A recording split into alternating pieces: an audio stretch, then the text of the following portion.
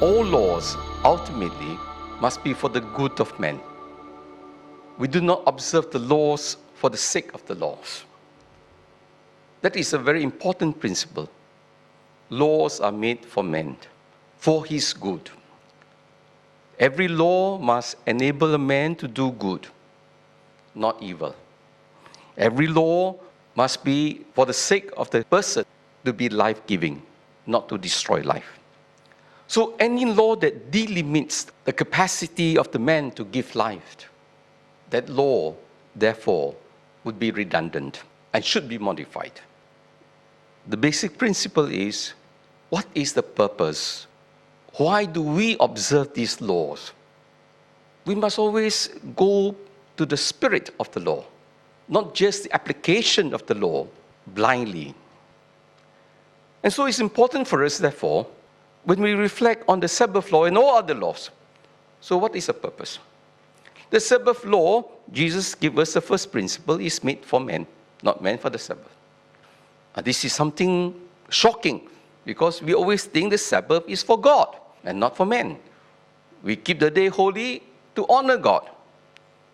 And so it's about God, not about us. But actually, the Sabbath law is not about God. Primarily, it's about us. Why does God give us the Sabbath law?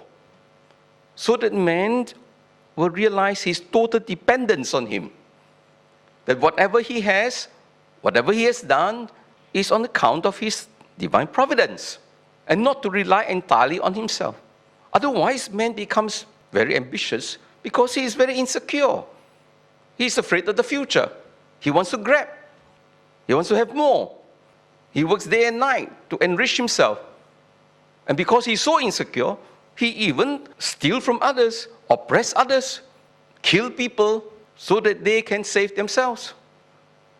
But the irony today is, most people really believe this principle. The Sabbath is made for men. And so what do they do on Sabbath? What do they do on Sunday? Oh, they sleep late, they go shopping, entertainment, recreation. They do everything for themselves, except they have no time for God. No time for prayer, no time for worship, and often no time for the family as well, because they're going out to do whatever they want. Say, Sabbath is made for men, so I'm supposed to rest the whole day, enjoy myself. That is the way today the modern men understand this principle and applying it. But they get it wrong. Because it is true the Sabbath is made for men, but if the Sabbath is to be made for men, if men can truly live out the Sabbath, which is that he will become more life-giving, just as God created the world, and on the seventh day he rested. The Sabbath law is to enable men to be stewards, co-creators, and to be life-giving. And to be life-giving, therefore, we need to focus on God first. If we don't focus on God, we will lose our perspective.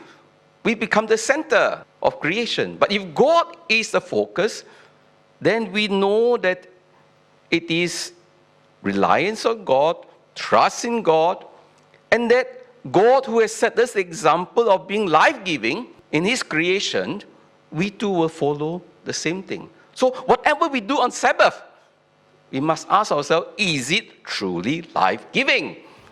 Don't do all those works that are not life-giving. That's why even on Sunday, on Sabbath, we can help the poor. We can work for the good of humanity. We can serve in organizations because it's life-giving. Not just to ourselves, but to others. And so, my dear brothers and sisters, it is very important to get our perspective correct.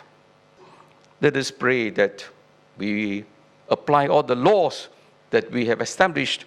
Well, it must be life-giving.